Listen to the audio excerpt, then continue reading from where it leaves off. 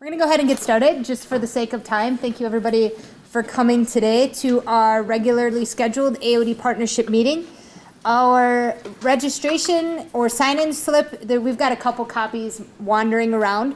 Please make sure that you sign in on there. If you are not part of our weekly update email list, which is our electronic newsletter, we send out once a week for free. You'll be signed up automatically with that. You can click on subscribe at any time to take yourself off the list, but we find it as a valuable resource to keep you in the know for all things alcohol and drug related, including trainings, meetings, new drug trends, you name it. It's just kind of a full, complete report. You have a number of handouts in front of you, which I'll go over some of them, which you'll see you have an agenda, which I should... Sorry, they just redid everything in here on me, so bear with me. I have to figure out how to get out of this. There we go. Including your agenda. So, with calling this meeting to order, I just wanted to give you a couple heads up of things that are going on. Our AOD Partnership Board, which consists of 14 community members, which are listed on our website, have started the strategic planning process. So they're going to be looking at how do we make the AOD partnership something that'll last for the future? How do we ensure that we're meeting your needs as community members? How do we make sure that we're able to support through funding or other resources all the valuable things that we feel that we bring to you and that you respond back to us? So that process is going to be going on, and we put out a number of funding requests to help support that process. So we're hoping to be working on that throughout the summer. And once that is completed with our board members, we're going to be looking for your feedback. We're actually going to be looking at doing focus groups with our community partners from different areas to help provide us your feedback on what you think. Because the last time we did strategic planning was in 2009. And at that time, we had 3 coalitions working in substance abuse prevention. And everybody kind of had their own thoughts on how it should be done and what should be done. So it was really kind of it's going to be a really unique opportunity. So keep an eye open for that. Additionally, for August, for our next AOD partnership meeting, you'll see on the end of your agenda, our next meeting is actually going to be focusing on youth addiction and how to support youth in recovery. So we're going to be looking for not only professionals that work with youth in addiction, that work in prevention, but we're also going to be looking for youth to help tell our story. And by youth, it could be someone middle school, high school, college aged. We're kind of looking for that face to help us move our Recovery Month activities forward. Because our Faces of Recovery Luncheon, which I think looking around the room a lot of you have gone to, this year is going to be our 4th annual event. We're going to be featuring stories of youth and addiction. So I think it's going to be a great opportunity for youth to start telling their story if they're interested. So again, I invite you to, if you have anybody that's interested, have them reach out to me. We'd be really happy to host them in such a warm environment like we have for these meetings. Couple of the things that are in front of you, and I don't have the order specifically in front of me, but one of the things that we forgot to give you last month, I was so excited to get them, I forgot to bring them for our April meeting, is our 2015 annual report. So please take a moment to look at that. It includes a number of kind of just areas that measure our reach, the initiatives that we have, how we've been able to effectively leverage resources in the community, but also in the narrative side, it includes why coalitions matter, why they work best to address issues that are complex like substance abuse. So there's a lot of great information here, a lot of great talking points. So when people say, what is the AOD partnership, what are they about, you've got some great examples of what it is that we do in the community. So you have a copy of the report, you have a copy of our meeting evaluation. Those are extremely important because one of the things we like to say is like last year we increased knowledge of participants like you by 17%. So it's the reason why we have these meetings, to increase your knowledge. So we've hit some goals. So they're very important. So please make sure you fill them out. If you leave early, you can leave them at your place. Also, you have a number of handouts for today's session on medication abuse. But one of the things I really want to point out, and Aaron, did you want to talk about the report at all? Go for it. Fantastic. Recently in May, we released our first ever Marathon County Youth Risk Behavior Survey report. This is an aggregate of all 10 public high schools in Marathon County, which you'll see them all listed in the front. On the front, you see their school pictures. But throughout, it explains a number of issues that are impacting youth. Not just negatives, positives as well. Things like relationships, perceptions, what they think is happening, on everything from how healthy they eat, how much physical activity they get, what alcohol and drugs they may be using or think their friends are using, substance or mental health, depression, bullying. There's a number of different topics, and they're all kind of segmented on the right-hand side of the pages, but it's a great report. If you're part of a youth serving organization, if you're looking at writing some grants, if you're looking at just knowing what's going on in the community, if you're a funder and you're wondering kind of what are the things to put money into, this is a great report to use.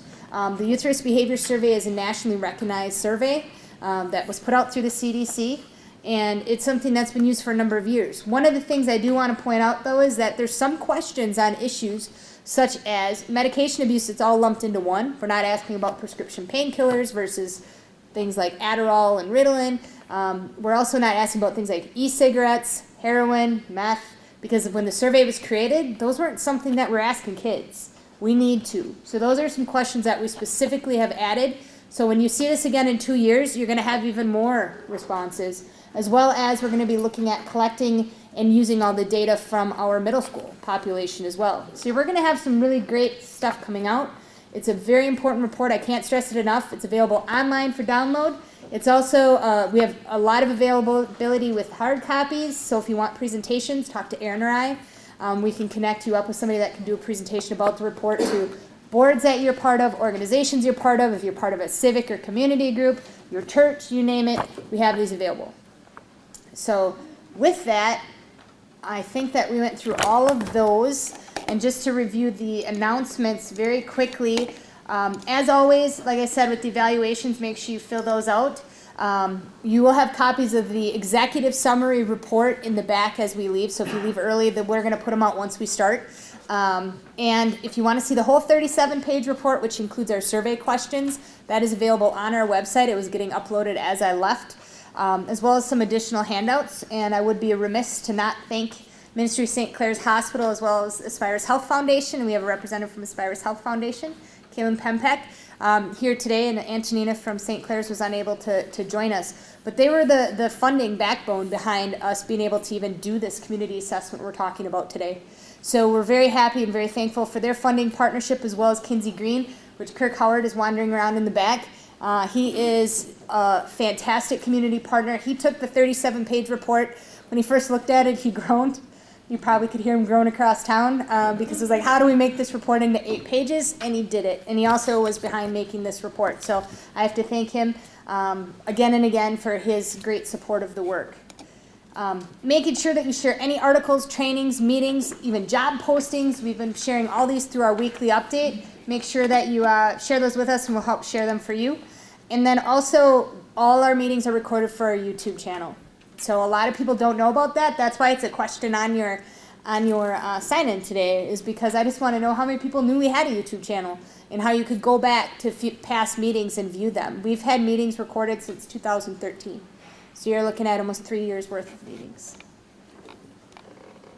And lastly, the next Western Marathon County meeting is scheduled for July 20th, and the location has not been determined yet. But if you work or live out in Western Marathon County and you want to get involved with that coalition, they're doing, AOD Partnership focuses a little bit more on the metro area, and they do a ton of work out in the rural part of the county. So if you're interested in getting involved with them, getting signed up through their emails that they send out, please let myself again or Erin know, and we'll make sure that you can get on that list. Is there any other partner updates? No? Okay, well, we will go right into, hearing none, we'll go right into our presentation. And one thing that I do ask is that what we're going to do is we're going to have our speakers come up one at a time, and then we'll do question and answers at the end. If you have a burning question while the speaker's up there, then by all means you can ask. But we're just asking to make sure that we have enough time to get through everything, that we just kind of save them to the end. And like I said, the report, the full executive summary will be available as you leave. And yes, there is the sound in the ceiling. They're doing construction, so if anybody's wondering, it's not your ears. We're just pretending that it's just cables being pulled and not something else. It's kind of scary. But this is what the full page report looks like. So the full 37-page report I'm going to try to summarize here very quickly, as well as the issue around medication abuse. So with no further ado, I'm going to go ahead and get started. One thing I do want to point out, though, is that when we're talking about physical dependence and addiction in the communities, they're different. As we hear about medication abuse, there's a lot of individuals that are lumping everybody that goes to a pain clinic, for example, together into one pool. They're all addicts. They're all addicted. There's some truth in the physical dependence of it, that if somebody is on a painkiller, for example, for a long period of time, they can become physically dependent on it. If you're in long-term cancer care, for example, and you're on a prescription opiate, your body can crave for more. You could build up a tolerance. You may need more to be able to have the same result of a pain-free existence. But that does not mean that that person has an addiction issue. When you have addiction issues, like I said, these are not the same. So somebody can be physically dependent to prescription medications, take them every day, and they may go through withdrawal when they're done. That does not mean that they're an addict or an addicted person. And that's because typically when people have addictions, they end up having multiple issues outside of that physical dependence to the drug. They have issues medically. They have issues socially. They might not be able to keep a job. They might not be able to go to school. They're in the criminal justice systems. They're out. Their use is impacting their life negatively in a large number of ways. So I just need to, before we even really get into this today, there is a differentiation with that. So I just want people to think about when they talk about those that go to pain clinics, that we don't lump everybody together, or people that are medication-assisted treatment, that we're not lumping everybody together, that this really is a person-specific issue. So when we look at medications in the U.S., I think back to when I went to high school in the mid to late 1990s, is that you looked at TV, you did not have a commercial for every single ailment that you have. You do not see a commercial for every side effect from that medication that you maybe got for that ailment to help with the long list of side effects. There's just so many more medications out there, I think, than even I can remember growing up. You had a couple different painkillers. You had maybe 2 different ADHD medications. You had maybe 1 sleep medication. You had things like that were just kind of nasty that you've maybe heard about for a long time, like Valium. That's been around for a while. But now they have so many different medications under so many different names. I can't think of the last time that I watched 15 minutes of TV and didn't see at least 2 some sort of pharmaco company ads. And I think that, don't get me wrong, when you take medications as prescribed, medications are an effective way to deal with a whole host of issues, chronic illnesses, acute illnesses, or acute pain. But when you look at, the misuse and abuse in America, in the long term, it can be extremely risky and dangerous. So, what does that spectrum look like? You look at the medications that people are prescribed through life, and this kind of just pokes a little fun, but it really is unfortunately a reality. You'll be able to see a ton of different examples of this. But, through the spectrum, medications are in our home, medications are prescribed for different ailments, but it is something that is a reality, and it's something that we need to look at. And when you look at that spectrum of abuse, from misuse to abuse and addiction, it could be something like taking someone else's medication to help self-medicate. It doesn't have to be a prescription painkiller or a stimulant. It could be something like taking somebody else's antibiotic. By definition, that would be a misuse of medications. It's not prescribed to you. It was not intended for you. There's a reason why you get prescribed at dose, at how many you should take a day, how much. So it's really, that is part of that spectrum. Not taking medications as prescribed. It may say to take 1 every 4 hours, but then, it's not working enough, so you take 2. Or even just that goal to get high. And, one thing that I've learned in talking with youth over the years is that if you're looking to abuse medications or just having some sort of substance abuse issue, for some, it doesn't matter what it is. I actually knew a girl who was 15 who had a long history of substance use and abuse. She took 5 Ritalin just to see what would happen. She took it from her grandparents. She had no idea. For those of you that aren't familiar, 5 Coumadin. For those of you that aren't familiar with Coumadin, Coumadin's a blood thinner. So if you're prone to stroke or heart attacks, you're on that, you get medically monitored consistently. With Coumadin, it's very dangerous. You could bleed internally from just bumping your toe on something. So 5, just to see what would happen. But if somebody is looking to abuse medications, they know what they're looking for. If that's their choice, they know if they're going into a medicine cabinet. I tell the story of a birthday party of a relative, whereas a 2-year-old birthday party, all family and friends, everybody knew everybody, and this individual just had surgery on her knee. And somebody took the care to go into her medicine cabinet, into the rummage around all the different pills that she had in there, and find the bottle of Vicodin that she was prescribed, and took half of her bottle. So when she went there at the end of the day to get some, she's like, she had no idea. Again, it could be the most trusted people. Nobody wants to have that conversation with their parents or grandparents. Don't leave your medication out.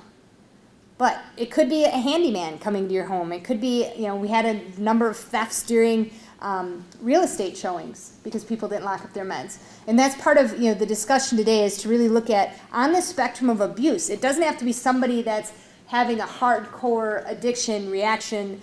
It could be somebody that's just looking to experiment. Of the classes that people most frequently abuse, these are really the top 3. Narcotic painkillers or opioids, those are really the ones that are probably the most, I don't want to say popular, most well known. Some of the most common names: hydrocodone, morphine, Demerol.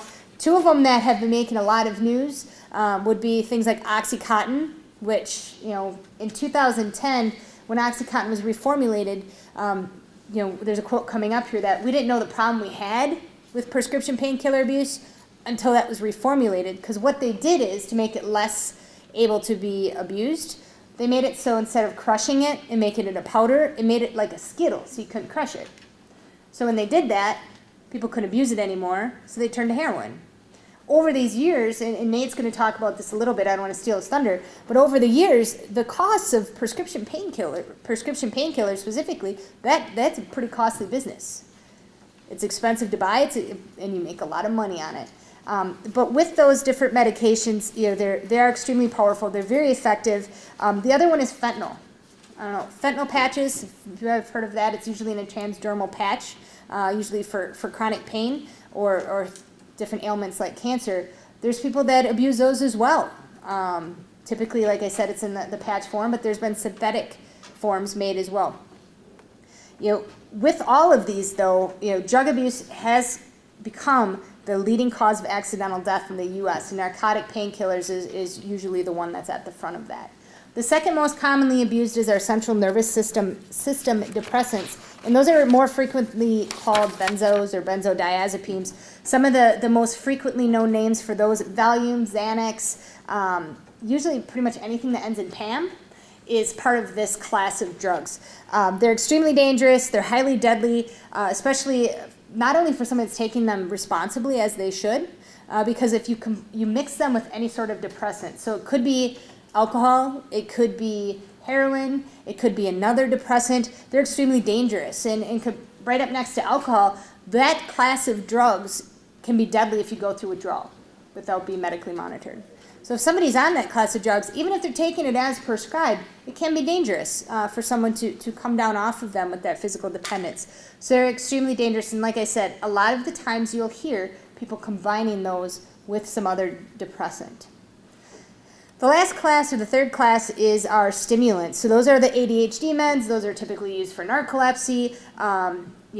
While they're more easily accessible for teens and young adults, when you look at some of those diagnoses, things like Ritalin, Adderall, Concerta, Dexedrine, methamphetamine. There's actually a methamphetamine that's prescribed, which a lot of people didn't know.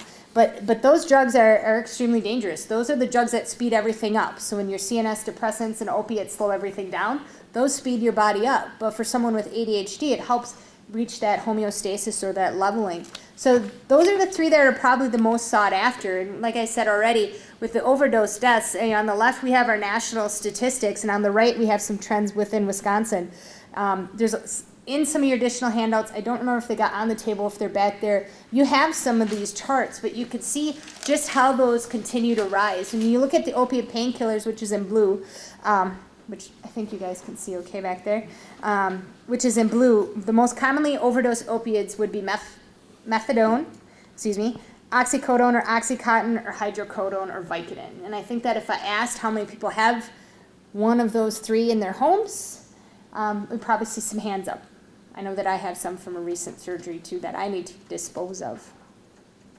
Methadone, just to clarify something, methadone is not just used for medication-assisted treatment, which that's what people most frequently affiliate it with. It's a very effective painkiller. It is a 100% opiate-based medication. It's not a synthetic, and it is used to prescribe, or is prescribed to use for pain management. So there are people that have prescriptions for methadone that aren't necessarily in medication-assisted treatment. So I just wanted to kind of clarify that for folks. But when you look at overdose deaths, I think one of the most important points is that the rates among 25 to 54-year-olds is where a majority of those overdose deaths due to prescriptions fall.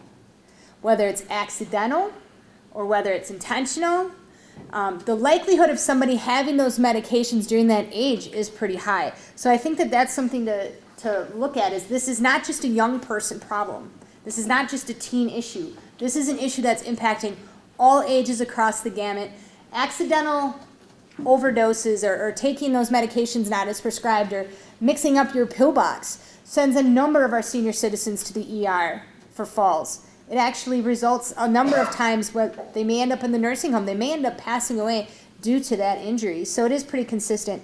And then when you look at overdose deaths, they're higher amongst non-Hispanic whites, American Indians, or Alaskan Natives compared to non-Hispanic blacks and Hispanics. So this is an issue that is not a racial issue as well.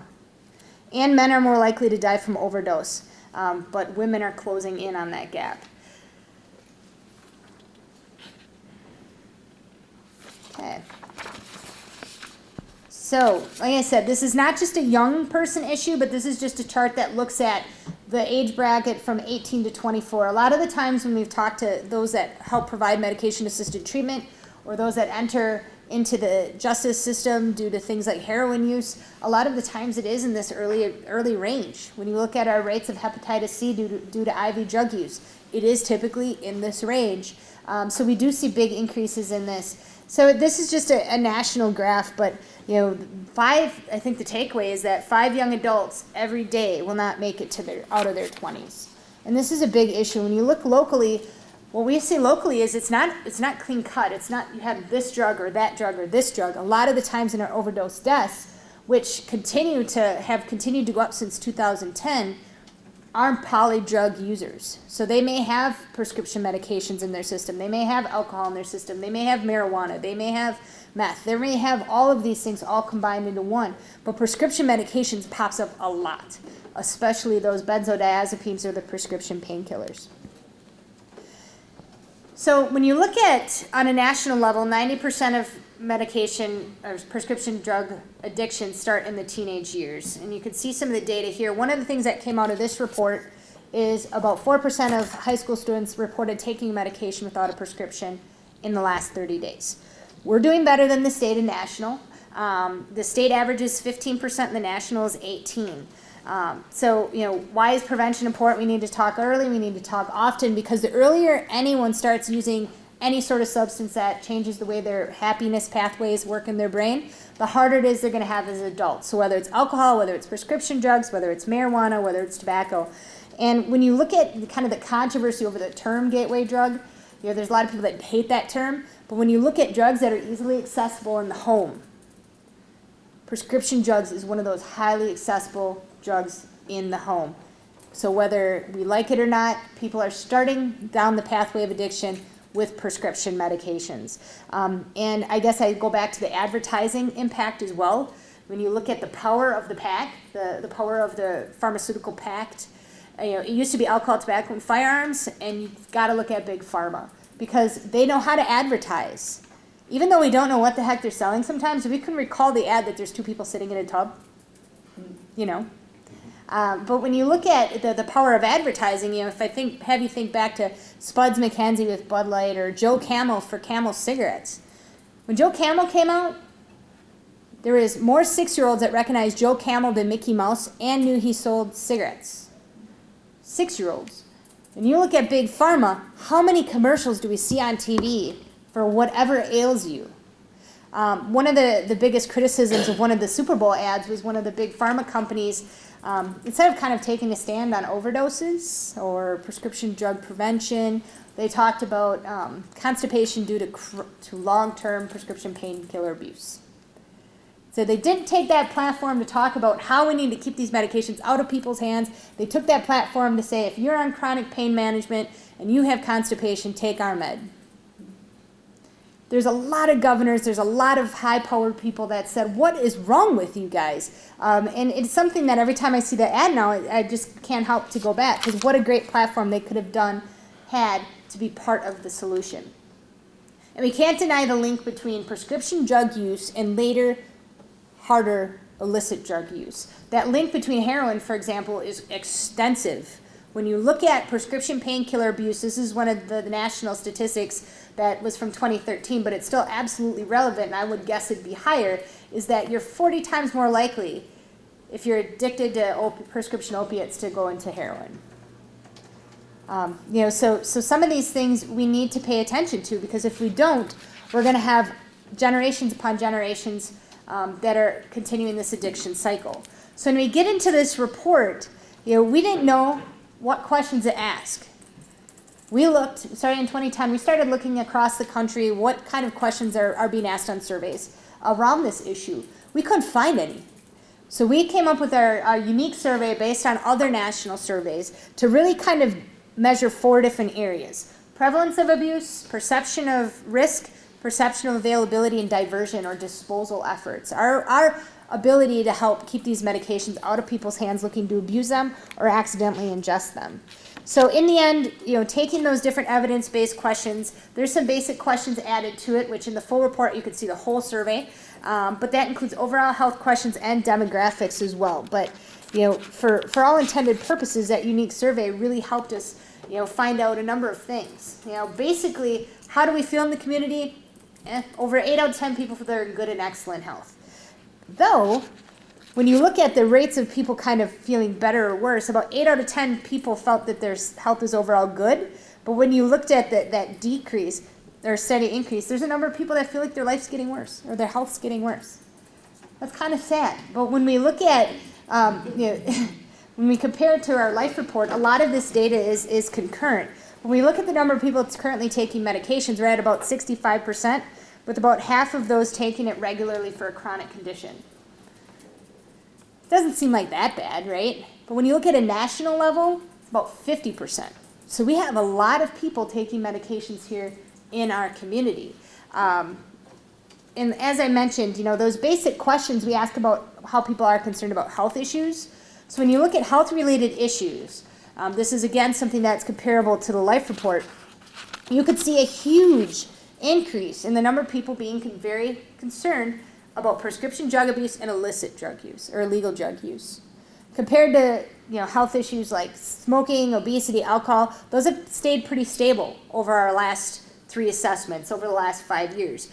But when you look at those two, prescription drug and illicit drug use, I think we could take some credit in that with the AOD partnership and the work we've been doing to raise awareness on those issues through our Pushback Against Drug Abuse initiative, which really kind of engages the whole community in that discussion that substance abuse is a threat to our public health and safety.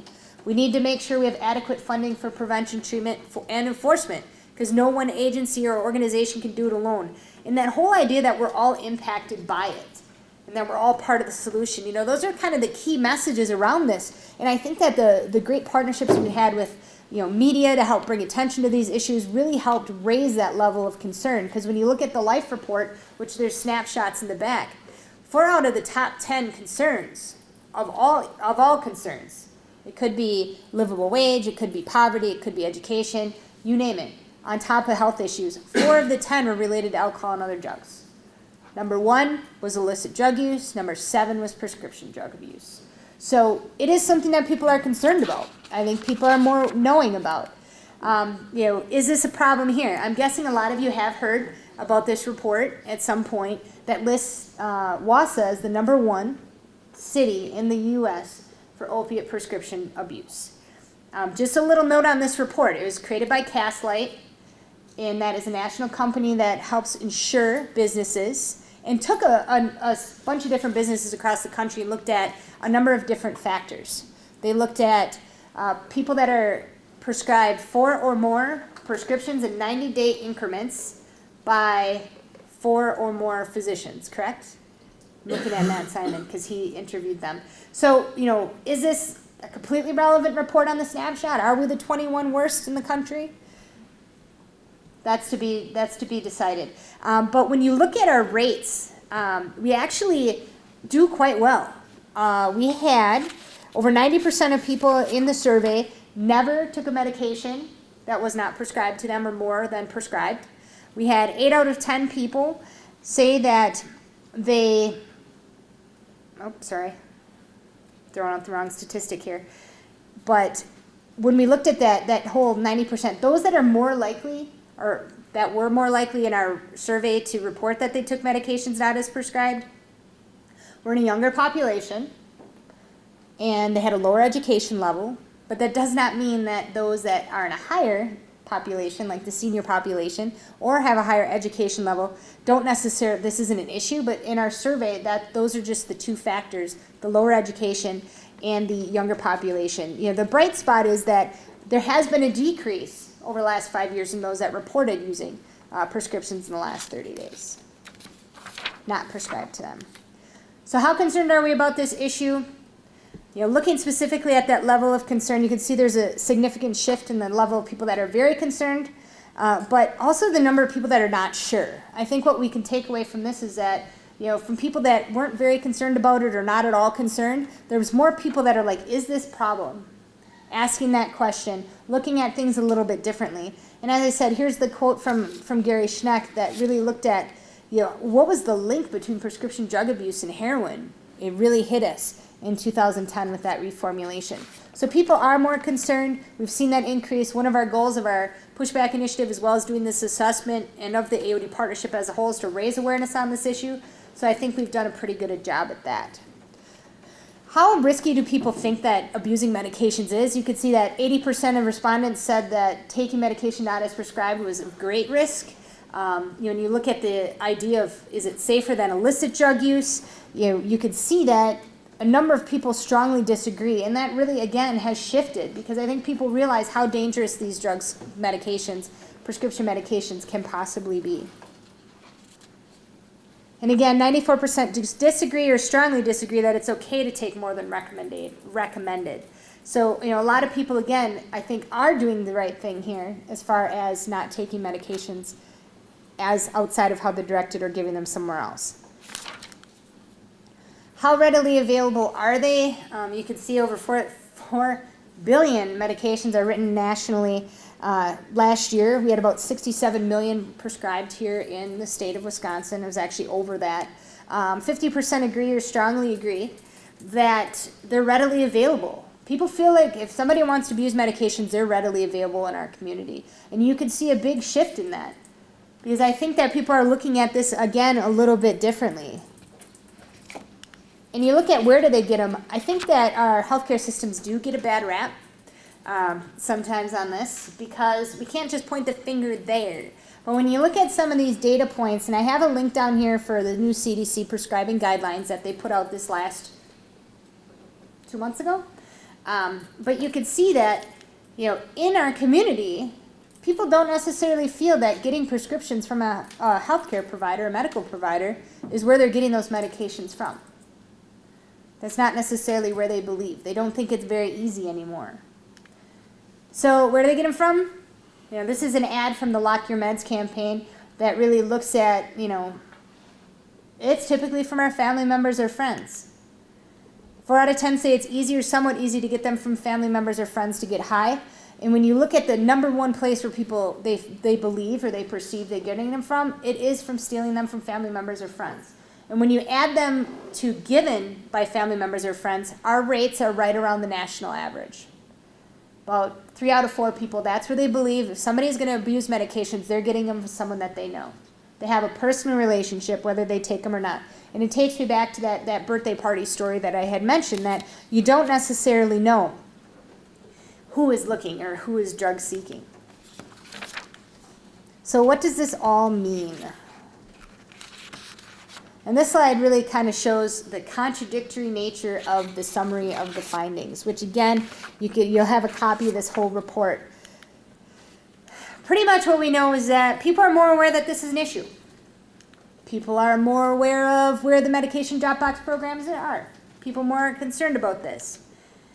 Unfortunately, the trend data also shows that people are more likely to be holding on to those medications longer.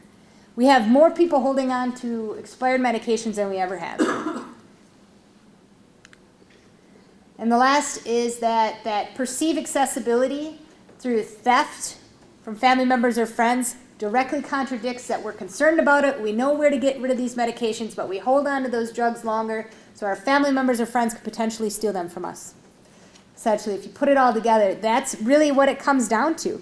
We're more likely to keep those medications in the home, giving someone that's looking to abuse the opportunity to take them from us. So what's next? What do we plan on doing in this report? We really are looking at this as a catalyst to help start community conversations around this issue, increase our training opportunities here locally, and then launch some of those policy discussions, whether it's in the home, whether it's in businesses, whether it's in the healthcare systems, to look at how we can better address this issue through prevention, treatment, and enforcement strategies. Because while it may not be, when you look at some of our data, it may not seem like it's that big of an issue, I can tell you that in discussions that I've had with parents or families that are impacted by this, this is a huge issue. I think it's underreported. So what can communities do? There's actually a report that was put out in 2012 that has a list of all different areas of the community. That there was some copies back there, I don't know if there still is, but you can download it on our website. But it's looking at what can communities do, what can local policymakers, state policymakers, federal policymakers, schools, law enforcement, you name it, it gives you a whole list of activities that can be done around this issue. You know, on an individual level, we've collected over 8 tons of medication. That's 16,000 pounds since 2010. We started with 3 drop box locations. We're now up to 6. We added our 6th one in Marathon last year. Some of the things that you can do, they're listed in the report, but it's securing your medications, keeping them up and away, treating them like every other poison or value, something of value in your home. Don't leave them on the kitchen counter. Don't leave them in your bathroom that they're easily found. Don't leave them in your bedstand. Keeping them up and away. Monitoring the amount that you have in your home is another thing that we want people to do. Keep track of your refills. Are you going through them faster? Somebody might not be diverting half a bottle, like in the case that I had mentioned. Somebody might be taking 1 or 2 here or there. Talk to your loved ones from toddlers to seniors about medication abuse.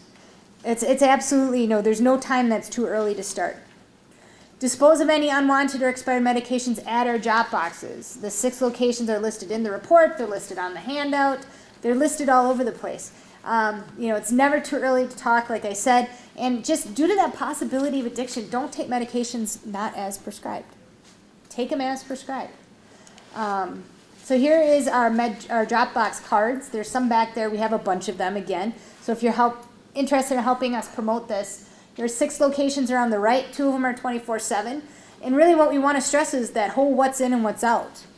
Putting that emphasis on those prescription painkillers, on those central nervous system depressants or the benzos, on the all those mind-altering medications and stimulants.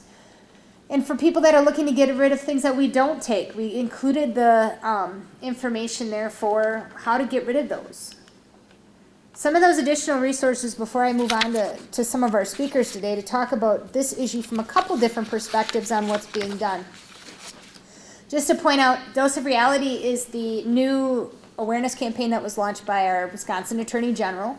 You can actually go to their website and find a number of different resources specific to prescription painkiller abuse. Good Drugs Gone Bad is actually a nationally recognized training on medication abuse that you can have at your school, at your organization. If you're interested, we could look at hosting a training here.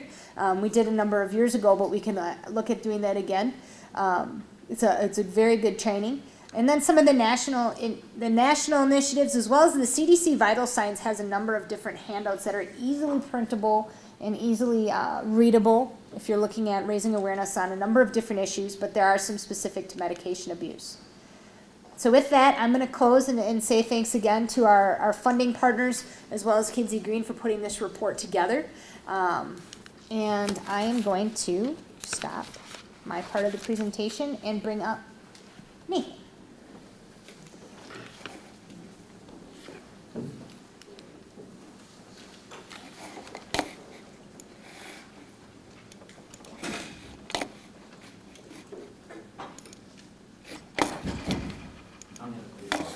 we're just gonna leave that up.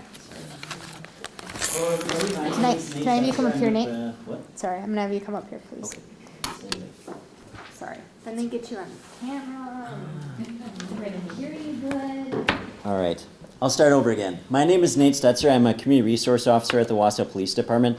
That probably means absolutely nothing to you. However, what that means to the police department is I work half the time in the drug unit, so I investigate drug crimes, where they come from, who has them, that type of thing. And then I also do a lot with community outreach and landlord-tenant law. So what I'm going to talk about today is a lot about the enforcement side of it. So my experiences in prescription medications in the drug world, there's definitely a high correlation between prescription medication use and illicit drug use as well. I have the opportunity to talk to a wide range of people and working in the drug unit. And a lot of times I hear that if you have an addiction to a specific medication, that it often links to the use of illicit drugs because it's a lot cheaper. Believe it or not, it's about $1 a milligram for a prescription medication, and obviously that varies a little bit, but for the most part it's $1 a milligram. So if you're talking a 600 milligram pill, you can go buy heroin for $50, for example, and you get some of the same high. So we see a high correlation in prescription medication use and illicit drug use as well. I want to stress a lot of different things that what Melissa already went over, but the reason why I want to stress that is because it's important information. A lot of times you hear that these medications are readily available, or they take them from family members, or they're buying them from a dealer specifically. And I would say, I don't have the statistics on it, but I would say a large majority of illicit drug arrests that we make, there's usually some type of medication involved in that. It's a pretty clear sign, as most time we won't see them in a prescription bottle. We'll see them in little dime bags, and it's kind of hard to explain. It's like a really miniature Ziploc bag. And that's a clear indication that there's no prescription for that. A lot of times I often ask, where'd you get this from? And they'll say a friend, or I got it from my parents or something like that. Some of the stuff that's been going on and some of the stuff you've been seeing in the news is it kind of focuses on the youth. And for example, the dose of reality, you'll see the teenager that doesn't wake up in bed and mom's calling his name to wake him up. I guess with that, there is a large variety of people that have, use prescription medications as well as illicit drugs. We're not just talking teenagers. So it's all ages that are affected by this. And I think one of the benefits today is to get that word out there. And it's definitely, the knowledge is starting to get there, but there is definitely a concern in the community. And so it's a good thing that you're all attending here today to kind of pass that along as well. One of the biggest ways to combat that is paying attention to what your medications are doing. So if you have medications that are sitting on the counter, take care of them. There are 6 drop boxes that you can go to pretty much all the time during the day. So you can go to any one of those 6 locations, and it's as simple as putting it in the box. So utilize that, because if you have that opportunity there for somebody to take that medication, it's possible it may happen. The other thing with that is that not only you have the people that want to get that high, but there's also money to be made in it too. So if you have that $600 milligram pill, or 600 milligram pill, and you can get $600 from that for one pill, there's obviously a little bit of money that can be made in that as well. So don't leave the medications lay around. And I know probably all of us are guilty of having those pill bottles in your cabinet and stuff like that, but just make sure that you're taking care of that. Whether it's you don't need it anymore, so if you had a surgery and you don't need those pills anymore, you take it to a drop box and get rid of it. Or it's expired and you don't need it anymore. Get rid of it. Go take it to a drop box. So just to kind of wrap it all together here, so in 2011 there were 34 non-narcotic arrests. So this is just prescription medications. And then so far this year there's already 30. So I mean, it just kind of goes to show that it's been increasing each year, and it's just something that we all have to take a part in. So if you have those prescription medications that are at your house, take care of them. Put them in a drop box, or have somebody put it in a drop box for you. One thing I will caution you on that, though, is that you need to have medications, and you need to have a prescription for those medications to have possession of those. So don't get stopped by the police on your way. But just with that, make sure you're saying something, making sure you're getting something taken care of is the best option. So that's pretty much all I got. What percent increase between 2011 and 2015? Oh, I can just go through all of them, actually. So in 2012, there were 30 arrests for non-narcotics prescription medications. And then in 2013 was 58, 2014 was 72, 2015 was 79, and then so far this year we're at 30. So I'm guessing we'll probably surpass 2015 easily. So it's over 230% increase Right. over the period of this assessment. Yeah. Jason.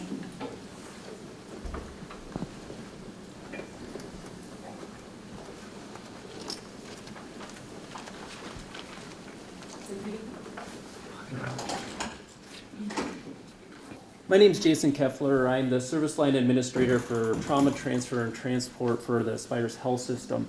And I've been asked to give a little update on what the healthcare industry is doing about misuse and abuse of heroin, alcohol, and other drugs and prescription medications. First of all, the healthcare industry has seen this as a major issue in our community. It's not only affecting us here locally, but across the entire nation. Public officials are taking notice of this, and it's even coming up in our political election at this point in time. So healthcare is definitely taking a big look at this. Specifically, we've seen some noticeable trends with the number of patients and cases with drugs of abuse. Walking through the emergency department, I'll see patients in there with specific drugs of abuse cases, see increased law enforcement presence in the emergency department because of these cases, as they just showed. Oftentimes these patients will be presenting in these situations. And we're obligated to have to treat them, and we're going to continue to treat them and treat the disease process. But on another front is the prescription side of that. And physicians write prescriptions for hydrocodone, morphine, fentanyl, OxyContin, all these other different medications go by all kinds of generic names as well. And we need to be vigilant of the efforts that we're doing from a medical profession standpoint. These medications are prescribed for chronic illness and acute pain. Our patients are coming in expecting relief of their pain.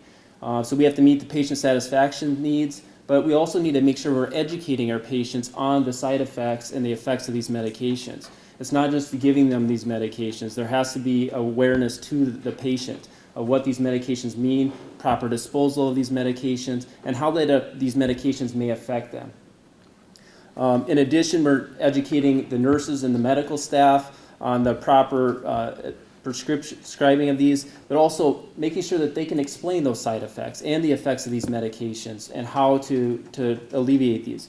On top of that, it's not just about prescribing the medications, but also looking at alternative methods that we can utilize for treating pain. So that may be physical therapy or other different types of therapy or alternative medications for these patients. The misuse of medications is devastating to these individuals.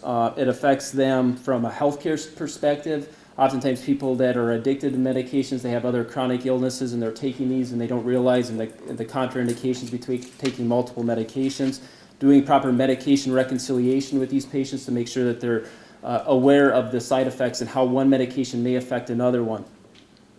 But really from a healthcare industry standpoint, it's really about partnering with all of our other partners in the community. It's working with law enforcement, EMS, our public officials, other local agencies, and the legislators to drive this important issue home across the board. So in just a couple ways that Aspire specifically that we're helping combat this is we're participating in the Wisconsin Medical Society's opioid task force, which is focusing on 3 primary areas. Number 1, legislation, physician education, and public awareness. One related effort is the HOPE legislation, which was proposed by Representative John Nygren and signed into law by Governor Walker here in March. There were 2 bills from this legislation that were actually signed into law at Aspire Wausau Hospital. Physician education is continuing on, which includes improving on opioid prescribing as well as drug monitoring programs. And a lot of the drug monitoring program education will be upcoming here, and that's being driven by the Wisconsin Medical Society. Because of the complexity of this issue, we are connecting with local, federal, and state partners in combating it. We might think that opioid and drug abuse is a big city issue, but it affects us at a rural level, and it affects all age categories, from the youth all the way to our elderly population. Matt Hayward, our CEO, said, as a healthcare system, we see the effects of heroin and prescription drug abuse, but it will take a team of partners to address the problems. So here's just a couple additional ways that we're helping address the problem. Aspirus specifically has developed a specific work group that is appointed by our Quality and Patient Safety Council and is endorsed by our Medical Executive Committee, which is our providers in the hospital, to help address heroin and prescription drug abuse. We are focusing on educating our physicians and our staff through a complex medical education series and lecture series. Our physician leaders are bringing this topic up to separate medical staff departments. I was recently just added a department which this was a half-an-hour conversation specifically around drugs and abuse and what we can do to combat this. Our hospital foundation helps support this study as evidence to bring awareness. Data really talks, and we need the data to support any efforts moving forward. Our community health program manager is working in tandem with the community agencies and programs to help combat this issue from multiple fronts in conjunction with our partners. So the healthcare industry must stay focused on our patients and their patient care and this rising dilemma that we're faced with drugs and abuse. We need to develop solutions and meet the needs of our patients and our community, but this will only be able to move forward if we provide education, focus on prevention activities, and programs to promote the health and safety of our communities. Thank you. Well, hello everyone. My name is Jennifer Melkor. I am the Chief of Staff to State Representative John Nygren and his lead policy advisor on the HOPE agenda. Sorry that the representative couldn't be here. He's actually in Brookfield with the Attorney General talking about this subject. There's a panel that are looking to see what we can do in the future. And I don't normally do these things, so if I stumble a little bit, I apologize. Just a short little story about how this all started. I know you guys know John Nygren's story, but I started working for him in 2013, and he knew my background. I was a corrections officer actually in Brown County Jail for 10 years, and he wanted to talk to me about his daughter. He told me the story. He said that she had some issues, and he was frustrated with some of the laws that surrounded heroin, and said, what do you think about looking into it? I said, sure, why not? Looked into it, and 3 years later, this is what happened. We passed 17 bills in 3 years that I will go over in a little bit. It's surprising to me when we started this journey how nervous John was, or Representative Nygren was, to talk about his daughter. And the first couple times he did talk about it, I could see the stress on his face because he didn't know how it was going to be taken. And I'm surprised to this day the phone calls that we get from families that say thank you to him every day to give them an outlet to talk about how their families are affected. So if anything, having an outlet for these families has been great. John will be the first person to say thank you to all the families who share their stories because of those stories, this is how this legislation started. So to go through what we passed, I don't know if you want me to go through all of them. I'm sure a lot of you know what we did, but I will just kind of go through some of the more ones that we've seen a lot of feedback on. So actually the first one that we did was from a Brown County officer asking that we have individuals show proper ID when they pick up narcotics at pharmacies. And that one actually hasn't been implemented yet because we have a lot of pharmacies who have issues with being able to write down the name of the person who comes and does it. So it'll actually be implemented in the next year.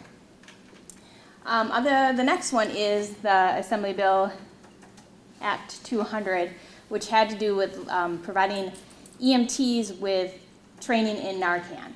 So we didn't know that all EMTs weren't trained in Narcan. Some of them were, but not all of them. So we just had to pass a bill to have everybody be trained in Narcan so they can respond, and also we asked if law enforcement would consider also doing it. Some other ones were providing immunity for people who call 911. This is a little controversial one. This is the one that we had the most issue with trying to get through. And Representative Nygren still kind of struggles with this, because what we did is if a person is overdosing, the person who calls is immune from any kind of prosecution, but not the person who overdosed. And a lot of people want us to have the person who overdosed to be immune also. So that is something that we're looking in future legislation. The representative is not completely on board with it, but we're looking into it. So some other things we did, we encouraged the drug disposal programs, which has been talked about. And each session that we've done, we've added money to the TAD program. All of you guys know what the TAD program is, the drug courts. I think now they're up to a little over $6 million. And there's 34 to 35 different counties that are now participating. We also created pilot programs in underserved areas. We now have 3 that are up and running in Ashland County, Marinette County, Oconto County, and I forget the third one. But they are all up and running within the last year, and hopefully in the next year we can get some feedback on that one. And actually those are medication-assisted treatment facilities, but they do not use methadone. They use Vivitrol, Suboxone, or the basic 12-step. And then we're going to want to get feedback on that to see what actually worked. Some other things that we did, Narcan. So last year, I think it was in October, Walgreens or CVS came to us and said that they wanted to start supplying Narcan to people who just came in and asked for it. And our laws said that that couldn't happen. So we had to go and change it to have a standing order that anybody who wants it, like if I had a brother who was addicted to heroin, I could go into my local CVS and just ask for Narcan. I'd have to pay for it, but I wouldn't have a prescription. So we recently changed laws on that. Now that's for CVS, and I now believe Walgreens is going to be doing it. But local rural pharmacies don't have physicians that will give a standing order. So we're actually looking into doing a statewide standing order. We're having some issues with insurance with that. I can go into that later if you want me to, but that's what we're looking into. Some things that Jason talked about, the PDMP. So the PDMP, I think, was the Prescription Drug Monitoring Program, sorry about that, went live, I believe, in 2010. And last year when we looked at it, we noticed that only 14% of doctors were actually using it before they wrote a prescription. And the whole point of the Prescription Drug Monitoring Program was to make sure that doctors knew what everybody was taking. So at that, we looked into it and we said, how can we encourage doctors to look at it? Well, we went to the physicians and we said, how can we encourage? And long story short, we mandated it. We said that you have to, because we weren't getting any consensus. But where we compromised is we put a 3-year sunset on it. So physicians for the next 3 years, starting next year in April, they have to look at it before they write a prescription. And after 3 years, it goes away. That mandate goes away. We also required methadone clinics. We have a lot of not a lot. I think there's like 15 methadone clinics in Wisconsin. We didn't have any kind of information on methadone clinics. We don't know what kind of counseling they were getting. We don't know what physicians were working there. They're not checking the PDMP. We just didn't have a lot of information. So we passed a bill to have the Department of Health Services collect information on methadone clinics so we could figure out if they're getting the right counseling that they're supposed to be getting when they're taking it. Added money to TAD again. What's this one? Oh, synthetic urine, which I didn't know was an issue until we met with some local companies in Marinette, and they said that they were having a lot of issues with employees who they knew were using would buy synthetic urine off the internet. I didn't know that you could buy this, and they would go and they would pass their test, and we didn't know anything about it, so we didn't know it was legal actually to even have it in Wisconsin, so we passed a law that it's illegal to sell synthetic urine in Wisconsin.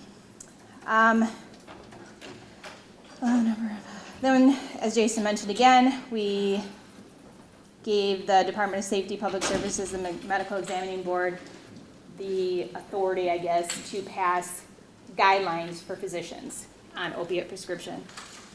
And we also are having law enforcement be able to report into the PDMP when they find a drug, prescription drug on the scene, and they want to report it so the physician who wrote out the prescription knows that it was found at the scene of a crime. So I think that's a good summary of everything that we've done so far. For the future, we put this together earlier this year, I think probably in January, and I think this is pretty true for where we're looking now. Obviously, treatment is a big issue in Wisconsin. Everybody's struggling to get people in. We know that. So we want to expand treatment and access to medical assisted treatment. How we're going to do that at this point, I don't know, but we're looking into it. And it's coalitions like you that give us the ideas on how we can do it. So continue looking into that. Again, I told you we're looking into expanding 911 Good Samaritan, further expanding naloxone or Narcan. We heard from a lot of actually DAs, public defenders, police, that the coroner's report isn't really accurate in reporting when somebody overdosed. So we're not getting really good data on that.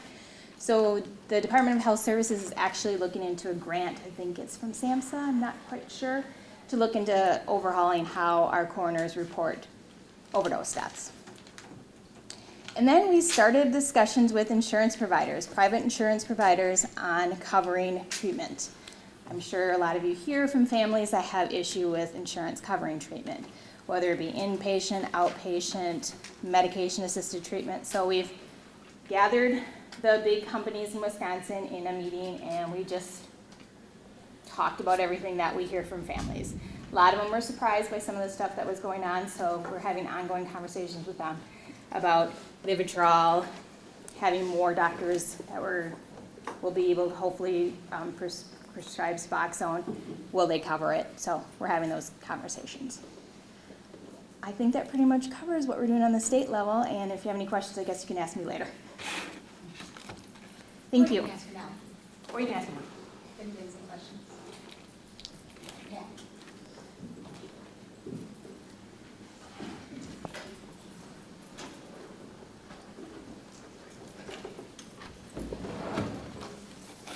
Just gonna pull this back up so that I can No, even show 'em. I don't have Okay, anything.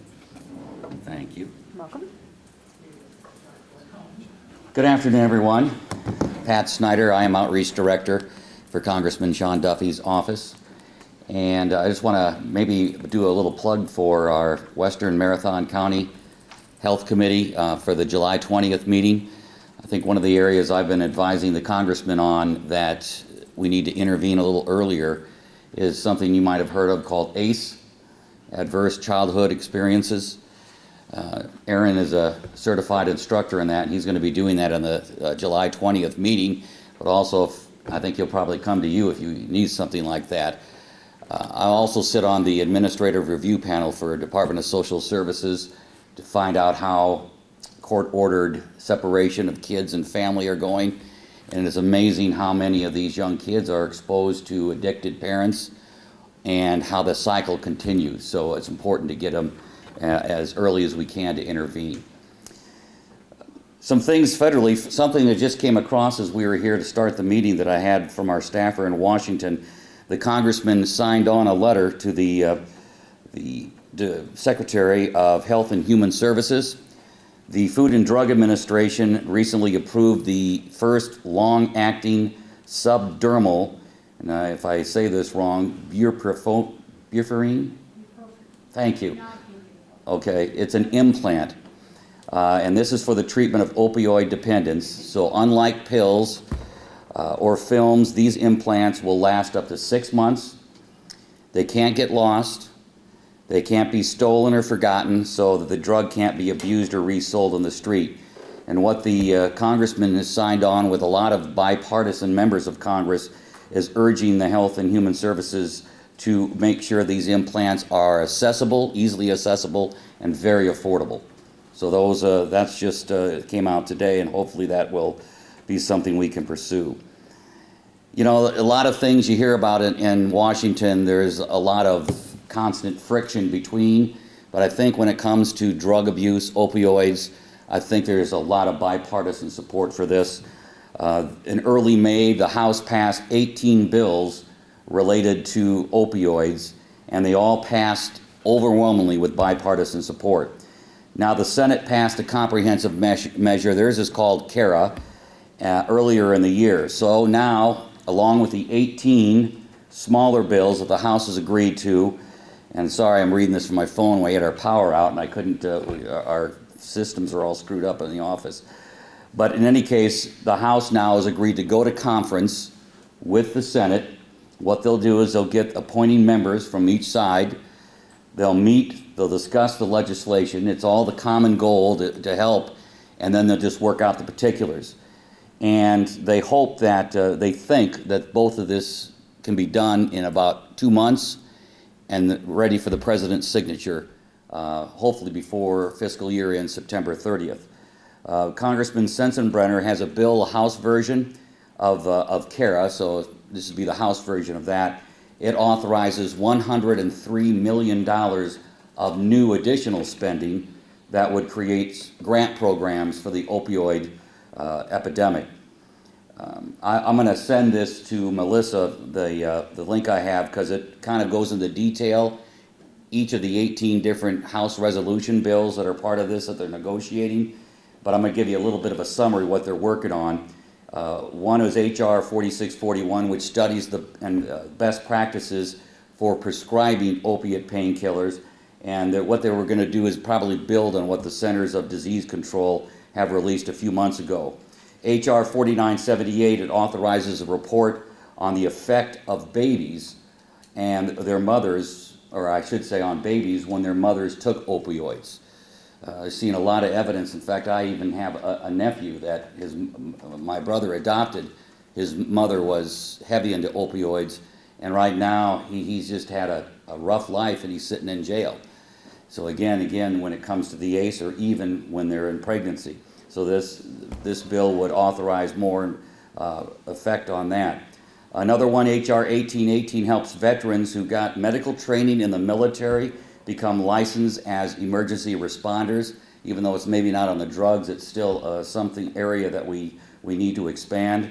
H.R. 4981 expands access to medications that can help wean people off addictive opioids or reverse overdoses, and that's kind of like that letter that I mentioned in the beginning. H.R. 4969 makes sure athletes and their families are getting all the information that they need about the dangers of opioid abuse if they're prescribed potentially addictive painkillers for injuries. I remember one report, a high schooler had wisdom teeth removed and was prescribed, I think it was only 10 painkiller pills, and later it led to an addiction. So it's a lot easier than we think, and it's sometimes innocent. Another one is H.R. 4599 allows for partial filling prescriptions to reduce the amount of opioid drugs hanging around in a person's medicine cabinet. 4976 pushes the FDA to exercise caution when approving new opioid drugs.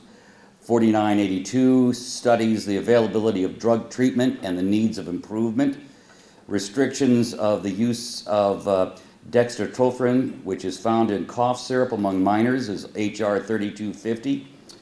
H.R. 5046 authorizes a grant program to address the opioid epidemic, including the use of treatment as an alternative to incarceration, the use of overdose reversal drugs, and much more. Also, H.R. 5052 evaluates the effectiveness of that grant program. 5048 studies the effectiveness of the Good Samaritan laws that provide immunity for people who call emergency responders when someone has overdosed. 3680 provides funding for the overdose reversal drugs to be co-prescribed along with opiate painkillers for people at risk of an overdose. 4586 increases the availability of overdose reversal drugs and trains people in the use. 4167 ensures that all telephone calls make a 911 call without dialing 9 to get an outside line or any other kind of additional code. 4063 improves safety oversight of the use of opioids in veterans' hospitals. And H.R. 4985 keeps information classified that's used in deciding when to designate a drug trafficker or a kingpin which allows the U.S. government to freeze their financial accounts. So those will be the things that the committee on the House and the committee in the Senate work on to try to implement into one major bill. But the main thing is that there will be funding coming out for more grant programs to help things like AODA and others fight this, because it is something that, and I want to stress again that it's important we get started and intervene with the youth, because if we can intervene there and get them on to a successful career away from this, it will save in incarceration, it will save in people that are on state aid, and it's better to invest early than to constantly see the steady pace in the long run. So I'll be here to answer any questions as well.